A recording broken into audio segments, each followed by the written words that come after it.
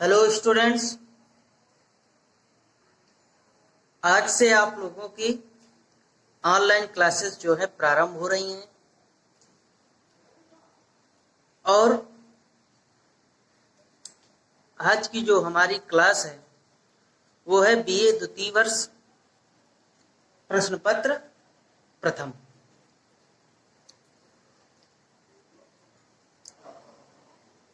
तो BA second year की आज से हम लोग क्लास प्रारंभ करेंगे। आज की अपनी इस क्लास में हम लोग सर्वप्रथम आपका जो सिलेबस है वो किस प्रकार का है, कौन कौन से पेपर हैं, सबसे पहले उनको जानने का प्रयास करते हैं। तो आपका जो सिलेबस है उसके अंतर्गत 2 प्रश्न पत्र इस वर्ष आपके रहेंगे। पहला प्रश्न पत्र आपका मुगल कालीन इतिहास या मुगल काल की बात करें मुगल काल है, ठीक है, जो कि 1526 से 1717 तक, ठीक है। और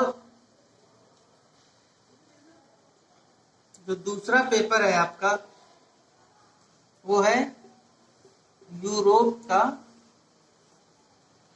इतिहास,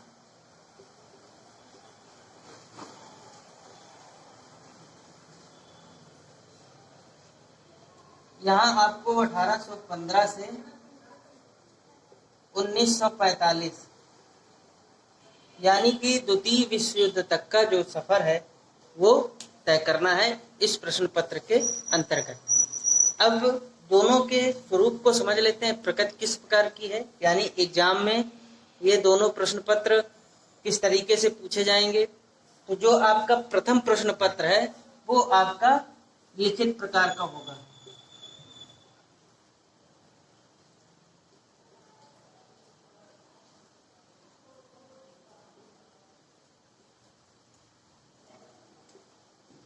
और वहीं जो आपका द्वितीय प्रश्न पत्र है ये आपका बहुविकल्पी प्रकार का होगा।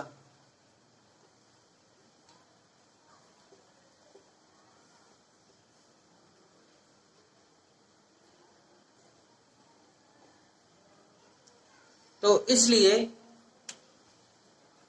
इस वर्ष आपके दोनों पेपर जो है बहुत ही महत्वपूर्ण हैं। आपके इतिहास विषय की तैयारी के दृष्टि से भी और भविष्य में आप जो भी कंपटीशन के एग्जाम देंगे उस दृष्टि से भी, ठीक है, क्योंकि इन पोर्शंस से काफी क्वेश्चंस रहते हैं। ज्यादातर क्वेश्चंस यूरोप भारतीय इतिहास से ही आते हैं कंपटीशन में, लेकिन यदि यूरोप के क्वेश्चंस आते हैं तो वो इसी पोर्शन से सबसे ज्यादा क्वेश्चन आते हैं।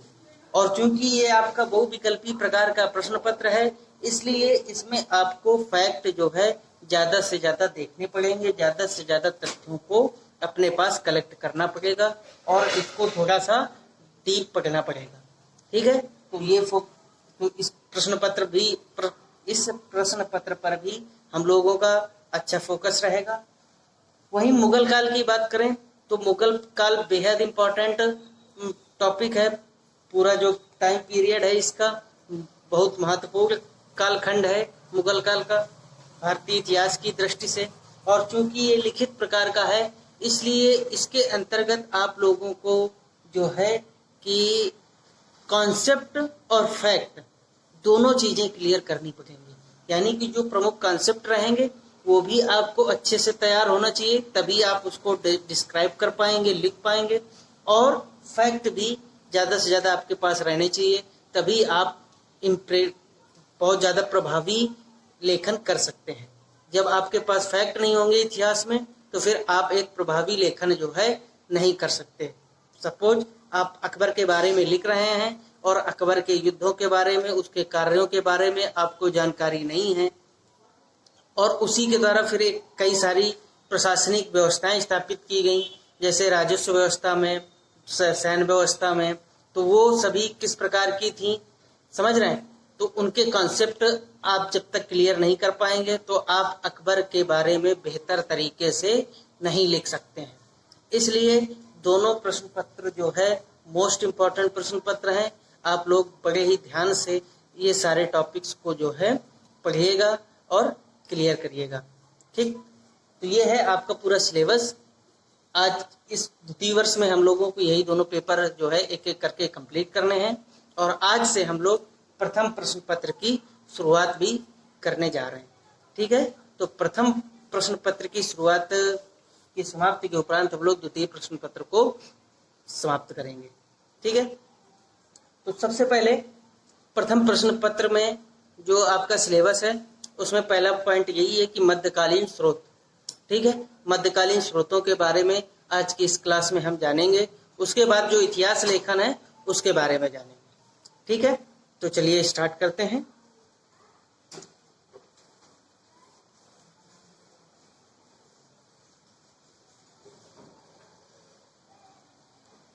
आपके जो मध्यकालीन स्रोत होते हैं वो पहले तो स्रोत क्या होते हैं उनको जान लेते हैं। तो स्रोत ऐसे माध्यमों को कहा जाता है जिनके माध्यम से हमको किसी कालखंड के इतिहास के विषय में जानकारी प्राप्त होती है। ठीक है, तो उस तरह के जो माध्यम होते हैं वो मुख्यतः दो प्रकार के होते हैं। पहला साहित्यिक प्रकार का और दूसरा पुरातात्विक प्रकार का। तो इसी तरह जो स्रोत है वो दो प्रकार के हो जाते हैं। पहला साहित्यिक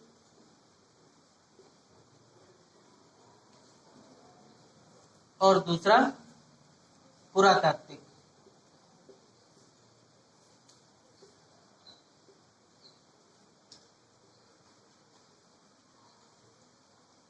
ठीक है, अब साहित्यिक स्रोत के अंतर्गत जो कि इस कालखंड को जानने का मोस्ट इम्पोर्टेंट जरिया है। ठीक है, साहित्यिक, क्योंकि बहुत सारे इतिहासकार हुए। अब जैसे हम बात करें तो सबसे बड़ा जो इतिहासकार का नाम आता है अबुल फजल का आता है। ठीक है, फैजी का आता है, बदायूनी का आता है और अफीफ का आता है। ठीक है, और उसके बाद फरिश्ता का आता है। ठीक है, तारीख दाऊदी के जो प्रमुख तारीख दाऊदी एक प्रमुख पुस्तक है। भीमसेन, नागरसेन। ठीक है, इस तरह के महत्वपूर्ण व्यक्तियों के द्वारा इस कालखंड के इतिहास के बारे में बहुत सारी चीजें लिखी गई हैं। बड़े ही डीप तरीके से जो जानकारी है वो दी गई है। नेक्स्ट हमारा जो टॉपिक रहेगा वो रहेगा मध्यकालीन इतिहास लेखन और इतिहासकार। तो उसमें हम लोग इस टाइम पीरियड के जो प्रमुख इतिहासकार हैं उनको भी जानेंगे, उनके बारे में, और उनकी पुस्तकें आपको जानना बहुत जरूरी है। उनसे भी सीधे सीधे क्वेश्चंस जो हैं वो पूछे जाते हैं। ठीक है, तो इसलिए पुरातात्विक साहित्यिक स्रोत जो है वो बहुत इम्पोर्टेंट है, बहुत इम्पोर्टेंस रखता है मुगल काल इतिहास को जानने के संबंध में। ठीक है, अब हम लोग बात करते हैं पुरातात्विक स्रोतों की। तो पुरातात्विक स्रोत जो है विभिन्न प्रकार के होते हैं। जैसे अगर हम बात करें तो उनमें सबसे पहले आता है अभिलेख।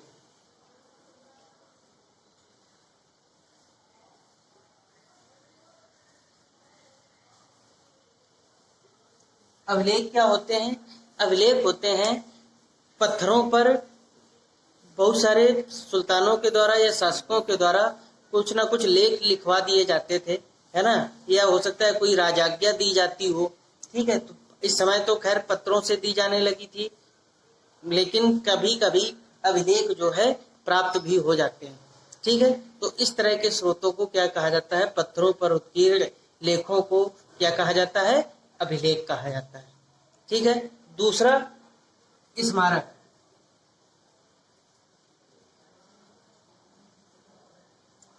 स्मारक इस समय के प्रमुख पुरातात्विक स्रोत हैं, याद रखिएगा, क्योंकि इस समय स्मारकों के क्षेत्र में या हम कहें स्थापत्य के क्षेत्र में मुगल काल में इतनी प्रगति हुई कि आज भी उनके काल में बना हुआ ताजमहल दुनिया का अजूबों में शुमार है।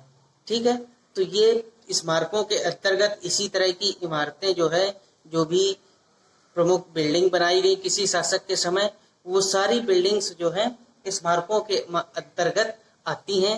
अब जैसे हम लोग बात करें तो फतेहपुर सीकरी, जो कि अकबर ने पूरी एक शहर बसाया और उस शहर में बहुत सारी इमारतों का निर्माण कराया और उसको अपनी राजधानी बनाया, तो वो भी एक प्रमुख स्मारक स्रोत है, पुरातात्विक स्रोत है अकबर के बारे में जानने के लिए। वहीं अगर हम बात करें शाहजहां के समय, तो शाहजहां के समय आगरा, दिल्ली में प्रमुख इमारतों की, प्रमुख मस्जिदों की, दिल्ली का लाल किला, आगरा का ताजमहल और आगरा के किले के अंतर्गत भी कुछ प्रमुख इमारतें, ये सारी चीजें शाहजहां के समय शासनकाल में बनाई गई। जहांगीर के समय की बात करें तो एतमाउद्दौला का मकबरा, जहांगीर का मकबरा, ठीक है ना, तो ये प्रमुख इमारतें जो हैं जहांगीर के शासनकाल के समय की स्थापत्य कला के बारे में जानकारी प्रदान करती हैं। वहीं अगर हम औरंगजेब के समय की बात करें तो राबिया उद दर्रानी का, जो कि औरंगजेब की पत्नी थी, उसका मकबरा और उसके साथ साथ औरंगजेब का मकबरा भी, ये प्रमुख स्मारक जो है प्राप्त होते हैं, जिनसे इस कालखंड के शासकों के बारे में, उनकी स्थापत्य कला के बारे में, उनके शासनकाल के दौरान स्थापत्य कला की विशेषताओं के बारे में और टेक्निक्स के बारे में, क्या नीतियाँ, किन टेक्निक्स तकनीकों के माध्यम से इतनी विशाल इमारतों का निर्माण होता था, तो ये सारी चीजें जो है हमको जानने को मिलती हैं स्मारकों के माध्यम से। तो इसलिए साहित्यिक स्रोतों के उपरांत यदि कोई महत्वपूर्ण स्रोत है जो कि हमको इस समय की प्रमुख जानकारी देता है, तो वो है स्मारक। स्मारकों के बाद की अगर हम बात करें तो प्रमुख पुरातात्विक स्रोत जो होता है वो होता है सिक्के।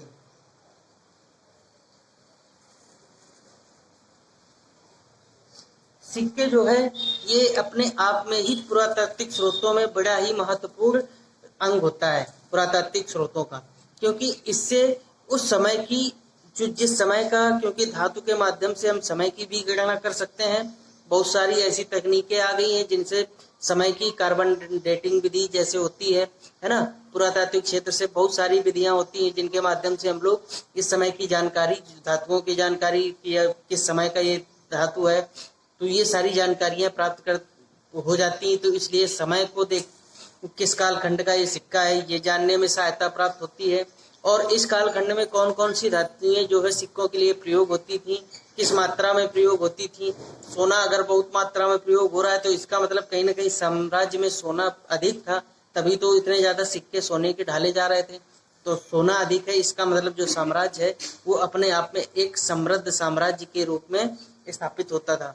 तो ये सिक्के जो है उस कालखंड की अर्थव्यवस्था के बारे में भी विशेष जानकारी प्रदान करता है। और इसके साथ साथ अब सिक्के बनाए जाते थे तो किस विधि से बनाए जाते थे, कहाँ बनाए जाते थे, है ना, उनकी क्या खास बात रहती थी, तो जिससे कि टेक्निक्स जो भी होती हैं सिक्कों की, तो कौन कौन सी तकनीकें, क्या क्या आधुनिक तकनीकों का, नई नई तकनीकों का प्रयोग हो रहा था इस कालखंड में, उस कालखंड के दौरान जिस कालखंड का सिक्का प्राप्त होता है ना। तो इसलिए सिक्के जो है, सिक्के भी अपने आप में एक महत्वपूर्ण पुरातात्विक स्रोत जो है हो जाते हैं। और खासकर मध्यकालीन स्रोतों की बात करें और उसमें भी मुगल काल स्रोतों की बात करें तो उसमें साहित्यिक और स्मारक के साथ साथ सिक्कों का जो है वो भी अपना एक प्रसिद्ध इतिहास रहा है।